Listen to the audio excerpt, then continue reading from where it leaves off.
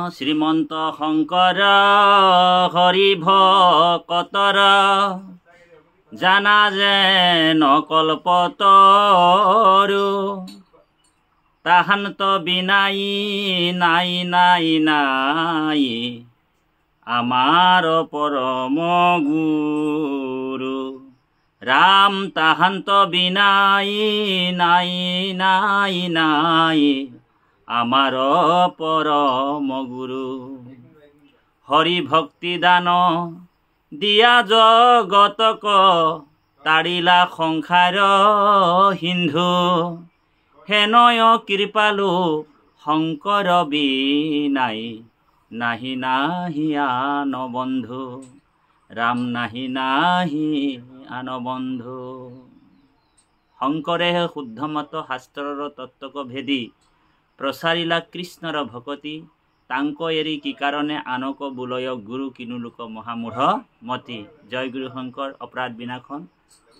হে প্ৰভু সমস্ত বাপাই সমস্ত অসম ভাৰতবৰ্ষ গোটেই পৃথিৱীৰ যি ভগৱন্তৰ একান্ত ভকত সমস্তৰে শ্ৰীচৰণত আমাৰ এই প্ৰাতঃবেলাতে কোটিবাৰ প্ৰণিপাত জনাই ভক্তিপূৰ্ণ সেৱা জনাই আমি এটা বিষয় লৈ আমি আপোনাসৱৰ মাজত প্ৰায় 20 মিনিট আধা ঘণ্টা সময় আজি এই ভিডিঅ'টো কৰিছোঁ। আৰু এই ভিডিঅ'টো যাতে সকলোৱে আমাৰ বিনম্ৰ সেৱা সকলোৱে যাতে শেষলৈকে চাব আৰু ভিডিঅ'টোত বিতৰ্ক নকৰিব, পাৰিলে আমাৰ ভুলবিলাক শুধৰণি কৰি দিব বুলি আমি আশা ৰাখি আমি আপোনাসৱৰ শ্ৰীচৰণত সেৱা জনাওঁ। কৃষ্ণ। বিষয়টো হৈছে এতিয়া আমি জানো যে শাস্ত্ৰ মতে আমাৰ গুৰু তিনিজন হয়। আদ্য গুৰু, পিতৃ মাতৃ, শিক্ষাগুৰু, আমাৰ যি আমাক শিক্ষা বিদ্যা দিয়ে আৰু আত্মতত্ত্ব উপলব্ধি কৰাই ঈশ্বৰমুখী কৰাই যিজনে হৈছে সেইজন হৈছে আমাৰ পৰম গুৰু। আৰু পৰম গুৰু এই তিনিওজন আমাৰ গুৰু। কিন্তু এই তিনিওজন গুৰুকে আমি এই পৃথিৱীত জন্ম ল'লে তিনিজন গুৰু আমি ধৰিব লাগিব। কিন্তু একেবাৰে শেষৰ যিজন গুৰু হৈছে সেইজন হৈছে আমাৰ পৰম গুৰু, যিজন আমাৰ আত্মাৰ কল্যাণ আৰু ঈশ্বৰক যিজনে চিনাকি কৰাই দিয়ে সেইজনে হৈছে আমাৰ পৰম গুৰু। আৰু যেতিয়ালৈকে পৰম গুৰুক যেতিয়ালৈকে জীৱ নধৰে বা আমি পৰম গুৰুৰ আশ্ৰয় নলওঁ তেতিয়াহ'লে আমাৰ কল্যাণ নাই বুলি কৈছে শাস্ত্ৰ। গতিকে এইটো ধৰ্মশাস্ত্ৰত উল্লেখ আছে, ভাগৱত পুৰাণত। গতিকে এতিয়া আমি দেখা পাইছোঁ যে জগতত বহুত গুৰু আছে আৰু নিজকে গুৰু বোলাই ভেকধাৰী গুৰু বহুত আছে আৰু নিজকে গুৰু বোলাইছে। আৰু তেওঁলোকৰ অৱস্থা আমি দেখিছোঁ ভাৰতবৰ্ষৰ অন্য পন্থতো নিজকে গুৰু বোলাই নিজকে গুৰুৰ আখ্যা দি চেণ্ট্ৰেল জেলৰ ভাত খায়। আমি ৰাম ৰহিমৰ কথা, আচাৰাম বাপু এনেকুৱা গুৰু নিজকে বোলাই চেণ্ট্ৰেল জেলৰ ভাত খাইছে।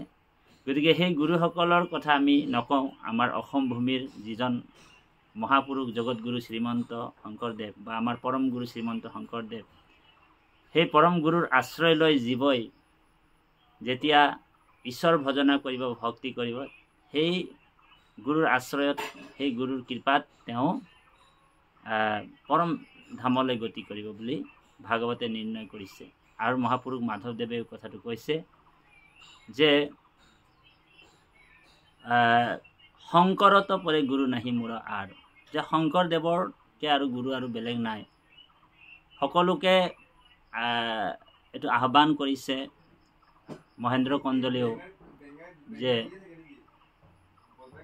শুনা সভাসদ পদ কহিলো সাক্ষাৎ শংকৰ দেৱত মই পখিলো শৰণ শুনা কৰ্ণপুৰ চতুৰ্ভুজ দুয়োজন শংকৰতে পৰে গুৰু নাহিকে আমাৰ। এইটো আমাৰ মহেন্দ্ৰ কন্দলী যি মহাপুৰুষ গুৰুজনাৰ শিক্ষা গুৰু আছিল তেওঁ কৈছে। আৰু শংকৰম মনুষ্য বুদ্ধি কুৰ্বন্তি যে নাৰাধামো তে সৰ্বম নৰকম জান্তি যাৱত চন্দ্ৰ দিবাকৰ। শংকৰদেৱক কোনোবা যদি মানুহ বুলি ভাবিছে তেওঁ তেতিয়ালৈকে বোলে নৰকত পৰিব যেতিয়ালৈকে পৃথিৱীত আপোনাৰ পৃথিৱীত মানে চন্দ্ৰ আৰু সূৰ্য থাকিব। গতিকে আমি তেনেকুৱা এজন মহাপুৰুষ গুৰুজনক পাই আমাৰ জীৱন ধন্য হৈছে, আমি কৃপা ধন্য লাভ কৰিছোঁ। গতিকে সেইজন জনমে জনমে যাতে আমাৰ গুৰু হওক। গতিকে আমাৰ এই অসম ভূমিত এতিয়া স্বয়ম্ভূ গুৰু বহুত ওলাইছে। আপোনালোকক মই আগতো মোৰ ভিডিঅ' পাব শশী বৰা চেনেলত, তাতো আমি অধমে ব্যাখ্যা কৰি সুন্দৰভাৱে সেই গুৰুৰ বিষয়ে কৈছোঁ। আমাৰ আদিবাসী ভাষাত এটা শব্দ আছে যে আজকাল তো বোলে ঢেৰ গুৰু ওলাই গেলে ৰে, বোলে আজিকালি তো ঢেৰ গুৰু ওলাই গ'ল। বোলে কেনেকৈ গুৰু? বোলে লণ্ড গুৰুৰ ভণ্ড চেলা, গুৰুবিলাক লণ্ড আৰু চেলাবিলাক ভণ্ড। বোলে লণ্ড গুৰুৰ ভণ্ড চেলা, ধৰাই দিলে খাতে খোজে মাটিৰ ডেহলা।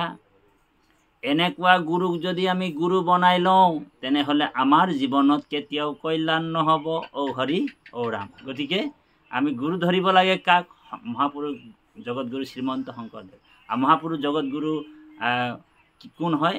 মহাপুৰুষ জগতগুৰু শ্ৰীমন্ত শংকৰদেৱে হৈছে ঈশ্বৰ কৃষ্ণ, আৰু ভগৱন্ত আৰু গুৰুৰ মাজত পাৰ্থক্য নাই। সেইকাৰণে মহাপুৰুষ মাধৱদেৱে ভটিমাত কৈছে যে ত্ৰিভুৱন বন্দন দৈৱকী নন্দন, জুহৰি মাৰল কংখ, জগজন তাৰণ দেৱ নাৰায়ণ, শংকৰ তাকেৰি অংশ। গতিকে আমি গুৰু সেইজনেই হ'ব পাৰে যিজন ঈশ্বৰ। গুৰু আৰু ঈশ্বৰৰ মাজত ভিন্নতা থাকিব নোৱাৰে। ঈশ্বৰৰ প্ৰদত্ত সকলো গুণ যাৰ ওচৰত থাকে সেইজনেই গুৰু হ'ব পাৰে। গতিকে বহুত শাস্ত্ৰ জানিব পাৰে, বহুত বিদগ্ধ পণ্ডিত হ'ব পাৰে, কিন্তু গুৰু সকলো হ'ব নোৱাৰে। গতিকে গুৰু কেৱল আমাৰ শংকৰদেৱে। এতিয়া যিবিলাক গুৰু নতুনকৈ ওলাইছে নিজকে গুৰু বুলি কৈছে, আমাৰ মহাপুৰুষ জগতগুৰু শ্ৰীমন্ত শংকৰদেৱৰ কীৰ্তন দশম ঘোষা ৰত্নাৱলী নকল কৰি নিজকে, যেনেকৈ দ্বাপৰ যুগত কৃষ্ণক নকল কৰিছিল পণ্ড্ৰকে, নিজকে মানে কৃষ্ণ সজাই লৈছিলে। আপোনালোক জানে পণ্ড্ৰক ৰজা দশম স্কন্ধত আছে। পণ্ড্ৰকে কি কৰিলে? কৃষ্ণৰ নিচিনা ময়ূৰপংখা লগাইছিলে, কৃষ্ণৰ নিচিনা শংখ চক্ৰ গদা পদ্ম নকলি লগাই লৈছিলে আৰু নিজকে কৃষ্ণ বুলি কৈছিলে, আৰু নিজকে দ্বাৰকা নগৰলৈকে বনাই ৰাখিছিলে। দ্বাৰকা নগৰ, মইহে কৃষ্ণ বোলে, সেইজন বোলে গোৱাল বোলে, সেইজন ডুপ্লিকেট বুলি কৈছিলে। তেতিয়া ভগৱন্তই চালে যে এনেকুৱা কৰ্ম এটা পণ্ডক ৰজাই কৰিছে, বোলে নিজকে কৃষ্ণ সজাইছে। তথাপিও বোলে তেওঁ গতি দিলে কিহৰ কাৰণে? পণ্ডকক। কাৰণ পণ্ডকক মানে গতি দিয়াৰ উদ্দেশ্য এইটোৱে যে যিহেতু তেওঁ ঈশ্বৰকে সাক্ষী, ঈশ্বৰকে নিজৰ ৰূপ, ঈশ্বৰৰে ৰূপ মানে বনাইছে। গতিকে বৈৰভাৱেও যদি কোনোবা চিন্তা কৰে ঈশ্বৰক, তেওঁ গতি পাব বুলি কৈছে। গতিকে ভগৱন্তৰ কৃপাত পণ্ডকক মানে ভগৱন্তৰ যিহেতু হাতত তেওঁ মৃত্যু হৈছে, সেইকাৰণে তেওঁ গতি পাইছে। গতিকে এইটোৰ কাৰণে আমি এটা কথা ক'ব বিচাৰিছোঁ যে ভাগৱতৰ সপ্তম স্কন্ধত ভক্ত প্ৰহ্লাদে কৈছে গুৰু কোন বোলে? আপুনি বিষয়িক গুৰু মানে, তাৰ উপদেশেইটো বিষ্ণুক নজানে। যেন অন্ধলায়ে অন্ধলাক পন্থ দেয়, অৱশ্যে পৰিবে দুয়ো গৰ্তৰে ভিতৰে।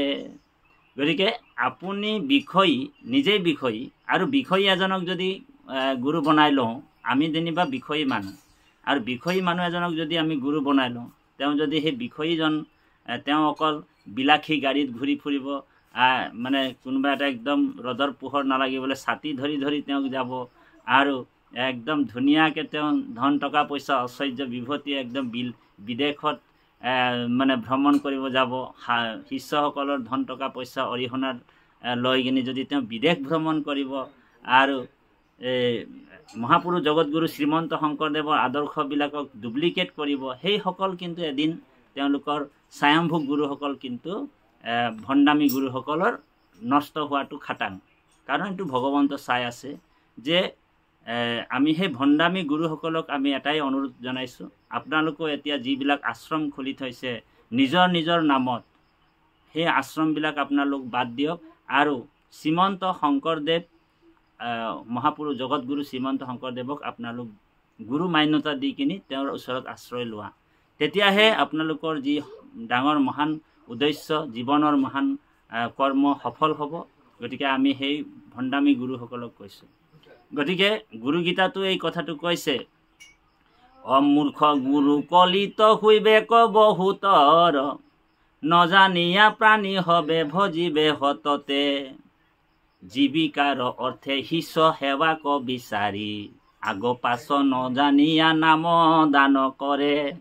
যে গুৰুগীতাত শিৱই পাৰ্বতীক কৈছে যে মূৰ্খ গুৰু কলিত হুইবেক বহুতৰ, মূৰ্খ গুৰু কলিত হুইবেক বহুতৰ, নজানিয়া প্ৰাণী হবে ভজিবে সততে। এতিয়া সেই মূৰ্খ যিসকল গুৰু, মূৰ্খ গুৰু কলিত ঢেৰ হ'ব, আৰু সেইসকলক আমাৰ মানুহবিলাকে, অবুধ অজ্ঞানী মানুহবিলাকে নজানি কি কৰিব, তাৰ ওচৰত গৈ কিনে শৰণ ল'ব, ভৰি ধৰি ধৰি, ভৰিটো মেলি দিব, তেওঁ ভৰি ধৰি ধৰি সেৱা কৰিব, ভৰি ধৰি ধৰি তেওঁক পূজা কৰিব, তাত ভৰি ধোৱা পানী খাব। এইবিলাক কিন্তু সেইটো ধৰ্ম বা এইটো কোনোবা গুৰুৰ, কাৰণ স্বয়ম্ভু গুৰুসকলক যদি তেনেকুৱা এটা কৰ্ম কৰিব, তেতিয়াহ'লে আপোনাৰ জীৱনত কল্যাণ কেতিয়াও নহ'ব। আমি গুৰুক সেইকাৰণে কৈছে যে মূৰ্খ গুৰু কলিত হুইবেক বহুতৰ, নজানিয়া প্ৰাণী হবে ভজিবে সততে। এটা পইণ্ট নোট কৰিব শাস্ত্ৰৰ। তাৰপিছত কৈছে যে জীৱিকাৰ অৰ্থে শিষ্য সেৱাক বিচাৰি, আৰু আগ পাছ নজানিয়া নাম দান কৰে। আৰু তেওঁ নামৰ কোনো ৰহস্য নাজানি, নামৰ তত্ত্ব, নামৰ মূল ৰহস্য নাজানি সেই মানুহবিলাকক গুৰুৱে নাম দান দি দিব। যি নাম পৰম ঈশ্বৰ, পৰম তত্ত্ব, যি নাম সুপ্ৰিম চল, সেই নামৰ মহিমা নাজানি নাম দান কৰে। গতিকে সেই গুৰুসকলক আশ্ৰয় নকৰি মহাপুৰুষ জগতগুৰু শ্ৰীমন্ত শংকৰদেৱক আমি আশ্ৰয় কৰিব লাগিব। কাৰণ শাস্ত্ৰসন্মতভাৱে এটা কথা আছে যে গুৰু ব্ৰহ্মা, গুৰু বিষ্ণু, গুৰুৰ দেৱ মহেশ্বৰ, গুৰু আদি সাক্ষাৎ পৰম ব্ৰহ্ম, তস্মাৎ শ্ৰী গুৰুৱে নমঃ। গতিকে গুৰু ব্ৰহ্ম হয় বুলি কৈছে, ভগৱন্ত, আৰু গুৰু আৰু ভগৱন্তৰ মাজত ভিন্নতা নাই বুলি কৈছে, অভিন্ন আত্মা। কৃষ্ণই হৈছে কৃষ্ণ বন্দে জগতগুৰুম, আৰু কৃষ্ণই হৈছে শংকৰ। শংকৰদেৱে অৱতাৰ হয়। শ্ৰীমন্ত মীশ্বৰ দেৱ পূৰ্বদশে বিৰজতে, ধৰ্ম সনাতনম য়ৈশ্ব প্ৰকাশ্য ক্ষিতি মণ্ডলে, অকৃতি কৰ্ম নাশয় সৎসংগ চ লভয় তো নৰহ, ভৱবন্ধ কৌল মলঞ্চ নাশনম। পূৰ্ব দিশত কুৰুক্ষেত্ৰ উপপুৰাণত আছে যে শংকৰ স্বৰূপে ভগৱন্ত অৱতাৰ হ'ব, আৰু শংকৰ স্বৰূপে আহি এই পৃথিৱীত এই নাম দান দি সমস্ত জগতত উদ্ধাৰ কৰিব বুলি কৈছে। গুৰুৰূপে ভগৱান কৃষ্ণই নাৰদক কৈছিলে এই তত্ত্বটো, যে নাৰদে প্ৰশ্ন কৰিছে, প্ৰভু আপুনি কোনটো সময়ত অৱতাৰ হ'ব? তেতিয়া ভগৱান কৃষ্ণই নাৰদক কৈছে, গুপ্তম হৰিয়ম যশ বৈষ্ণৱম বিপুলম কীৰ্তি দেৱতা, হৰি শংকৰে ৰূপেণ নিজ ভক্তি প্ৰচাৰয়তে। যে আদি সত্য যুগে শুদ্ধ ধৰ্ম, আছিলে ক মাত্ৰ হৰি নাম, দেৱ হবে গুপ্ত কৰিলা কৰি কপট, হেন হৰিৰ নাম ব্যক্ত কৰি সমস্ত লোকক উধাৰিলা, শ্ৰীমন্ত শংকৰে ভাঙিলা সবাৰো পট। গতিকে যেতিয়া নেকি দেৱতাসকল হৰিৰ নামটোত ঢাকোন দি দিব, হৰিৰ নামটো লুকুৱাই দিব কলিযুগত, গুৰুৰ স্বৰূপে আহি এই হৰিৰ নামটোক আকৌ সকলোকে গুৰুৰূপে তেওঁ নাম দান দিব। সেইকাৰণে হৰি ভক্তি দান দিয়া জগতক তাৰিলা সংসাৰ হিন্দু। গতিকে সেই গুৰুজনাই আমাক নাম দান দিলে, আৰু সেই নামক আশ্ৰয় কৰি জীৱৰ গতি হ'ব, জীৱৰ কল্যাণ হ'ব। কীৰ্তন দশম ঘোষা ৰত্নাৱলী। গতিকে সেইজন গুৰুকে আমি সেৱা কৰিব লাগিব। কিন্তু বহুত দুখ লগাৰ বিষয়, এইটো লক্ষ্মীনাথ বেজবৰুৱাই কৈছে, মই এজন শিক্ষিত যুৱক, মোক গুৰু লাগে, কিন্তু জগতত জাননী দিলোঁ শংকৰ মোৰ গুৰু বোলে গৃহতে আছিল, অন্ধলাই নেদেখিলোঁ তাক। গতিকে এটা বৰ দুখ লগাৰ বিষয়। আজিকালি মানুহক স্বয়ম্ভু গুৰু ঢেৰ ওলালে, আৰু এই স্বয়ম্ভু গুৰুবিলাককে সেৱা পূজা অৰ্চনা কৰিছে, আৰু ফেচবুকত আপোনাৰ ইউটিউবে ছ'চিয়েল মিডিয়াত একদম প্ৰচাৰ হৈছে। ডাঙৰ ডাঙৰ অট্টালিকা, চৰকাৰী ধন হেৰি কৰি একদম নিজকে গুৰু বুলি এটা ধুনীয়াকৈ বনাই ৰাখিছে। কিন্তু সেইটো আচলতে এদিন নষ্ট হ'ব, কাৰণ মহাপুৰুষ জগতগুৰু শ্ৰীমন্ত শংকৰদেৱক তেওঁ অভাৰটেক কৰি গৈছে, আৰু সেই গুৰুজনাই অভাৰটেক কৰি গ'লে তেওঁৰ নষ্ট হ'বই। কাৰণ গুৰুৰ যিমান বস্তুবিলাক নকল কৰিব, আৰু তেওঁ বাচি থাকিব নেকি? গতিকে এইটোতো সম্ভৱেই নহয়। তেওঁ গুৰুৰ নামেই নলয়, তেওঁ নিজকে ভগৱান বুলি কয়। ভগৱান চব হ'ব নোৱাৰে ন। ভগৱন্ত বিষ্ণু পুৰাণত পৰাশ মুনিয়ে মৈত্ৰেয়ক কৈছে, ভগৱান সেইজনে জ্ঞান শক্তি বলে ঐশ্বৰ্য ব্ৰিয়ম তেজ সচেতাহা ভগৱান শব্দ আচানি বিনা হেহি গুৰাম দেহি। গতিকে সেই 6টা গুণ যাৰ ওচৰত আছে সেইজনে ভগৱান হ'ব। সেইকাৰণে তেওঁ সেই ভগৱান কোন হ'ব পাৰে, আমি অকণমান লিখনি আপোনালোকৰ মাজত এইটো প্ৰকাশ কৰিব লাগিব। যিসকল ভগৱান হ'বলৈ হ'লে মানে 6টা গুণ লাগিব বুলি কৈছে। গতিকে সেই 6টা গুণ শংকৰদেৱৰ ওচৰত আছে। 1 নম্বৰ হৈছে গুৰু হ'লে মানে, মই এটা লিখনি ইয়াত লিখিছোঁ, আপোনালোক ধুনীয়াকৈ শুনিব কথাটো। ৰামকৃষ্ণ নাম অসাৰ হ'ব যদিহে নাম লওঁ তাৰ গুৰু বিষয়ী হয়। আমি ৰামকৃষ্ণ নাম লৈছোঁ, গুৰুৰ পৰাই মূল মন্ত্ৰ লৈ কিনি ৰামকৃষ্ণ লৈছোঁ, কিন্তু গুৰুজন যদি বিষয়ী হয় তেতিয়া সেই নাম লোৱা আমাৰ মানে অসাৰ হ'ব। সেই কথাটো কৈছে যে ৰামকৃষ্ণ নাম অসাৰ হ'ব যদিহে নাম লওঁ তাৰ গুৰু বিষয়ী হয়, আৰু নাম লওঁতা নিজে বিষয়ী হয়। দেহ ধন জন অৰ্থ লোভে পাখণ্ড বুদ্ধিৰে নাম লয়।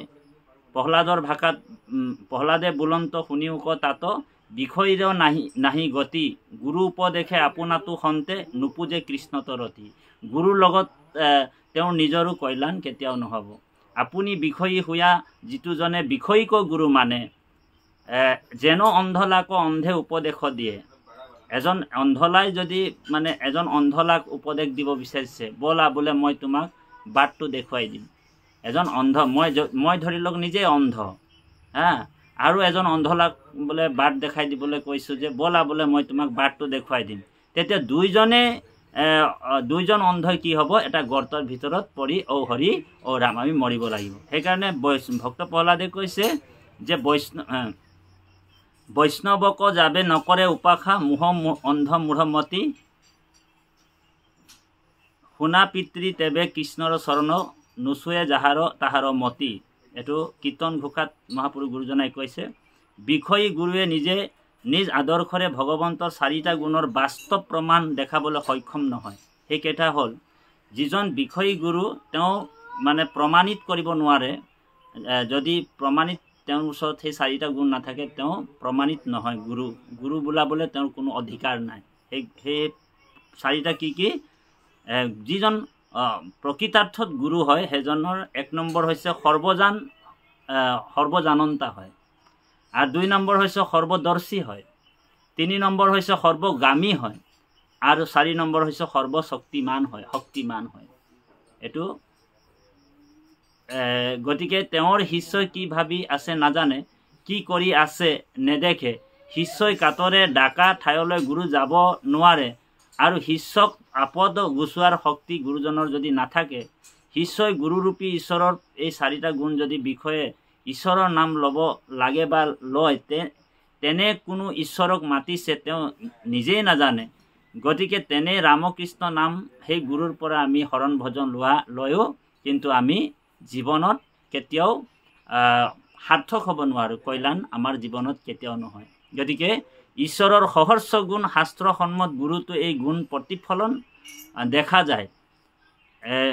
ঈশ্বৰৰ সহস্ৰ গুণ শাস্ত্ৰ সন্মত গুৰুত যদি প্ৰতিফলন দেখা যায়, তেওঁক আমি গুৰু মানিব লাগিব।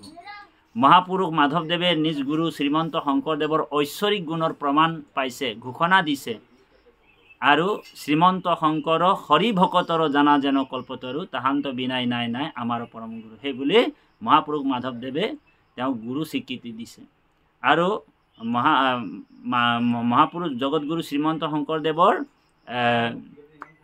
শিক্ষাগুৰু মহেন্দ্ৰ কন্দলীয়ে কৈছে যে শংকৰত পৰে গুৰু নাহিকে আমাৰ। গতিকে শংকৰে মোৰ পৰম গুৰু বুলি কৈছে। নিজ গুৰু শংকৰত ঈশ্বৰত সমস্ত গুণ দেখিহে মাধৱদেৱে সজোৰে সন্ধৱে ঘোষণা দিছে, আৰু বিষয়ী গুৰু বাদ দি শাস্ত্ৰসন্মত উত্তম গুৰু ভজিলেহে জীৱন্ত অৱস্থাত ত্ৰিকাৰ্য সাধন হয় বুলি কৈছে। সেই 3টা কাৰ্য কি? আমাক গুৰুৰ শুদ্ধ গুৰু যদি আমি গুৰু শব্দৰ অৰ্থ হৈছে গু হৈছে আন্ধাৰ আৰু ৰু শব্দৰ অৰ্থ হৈছে পোহৰ। যিজনে আপোনাক আন্ধাৰৰ পৰা পোহৰলৈ আনে, তাৰমানে মায়া আঁতৰাই যিজনে আপোনাক পৰম সত্তা, পৰম আনন্দ, পৰম ঈশ্বৰক যিজনে চিনাকি কৰি দিয়ে সেইজনেই। আৰু ভাত ইতি সৰ্বে লোকেশ্ব, যিজন পোহৰৰ বাট আপোনাক দেখুৱাই দিব পাৰে সেইজনেই গুৰু হ'ব পাৰে। তাত কৈছে তাৰপিছতে যিজন কৰ্ম জড়তা, অজ্ঞানতা আৰু সংসাৰৰ ভয় নাশ হয়।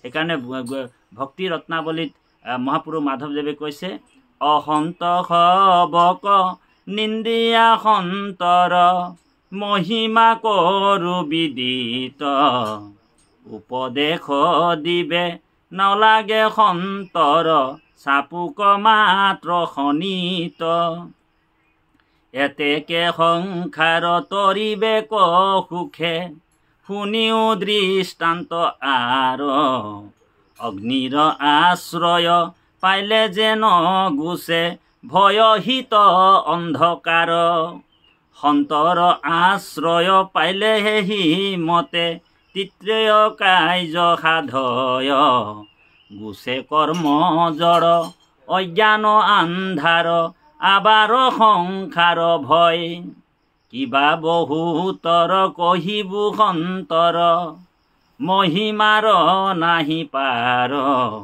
যেন সমুদ্ৰৰ মজে লোক যত, নৌকাহে আশ্ৰয় তাৰ।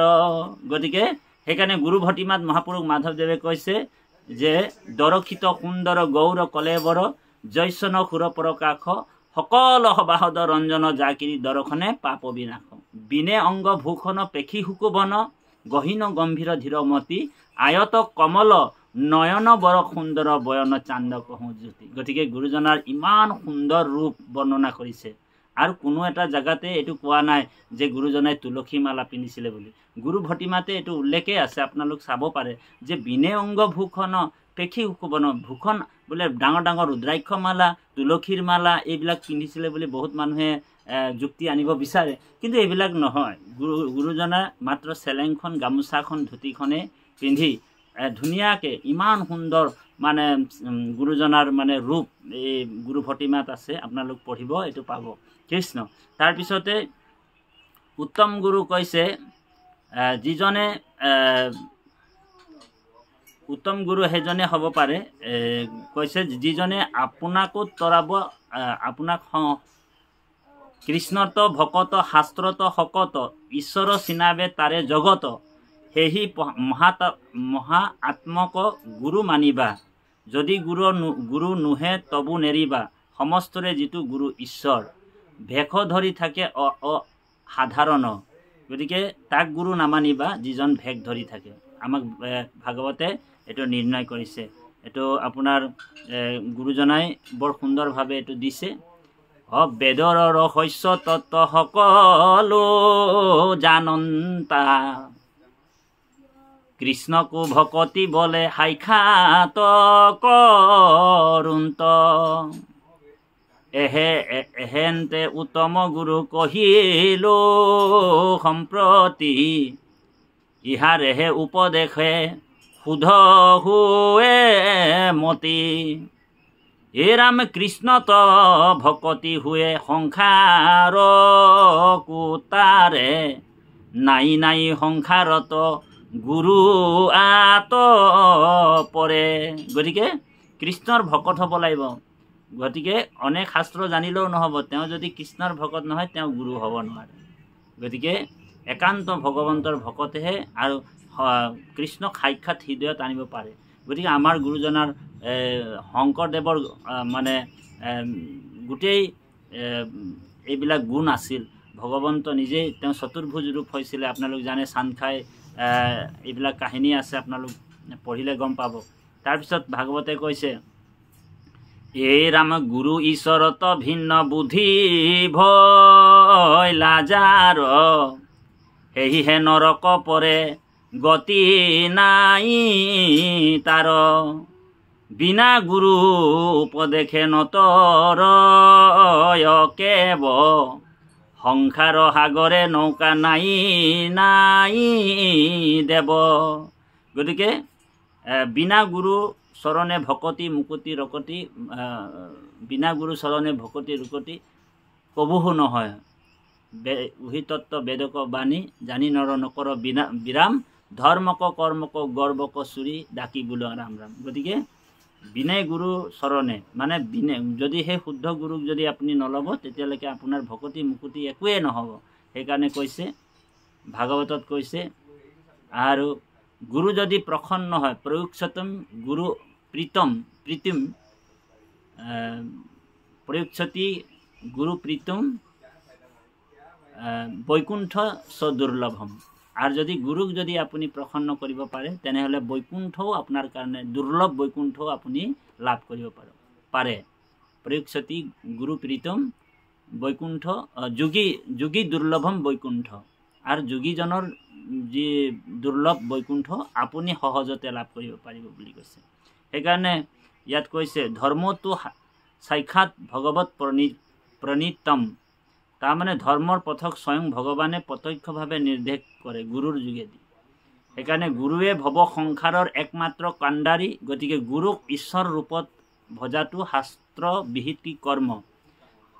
আৰু যদি গুৰু একান্ত হয়, সেইকাৰণে গুৰুক কৈছে গুৰু ভজনৰ বিধি আছে।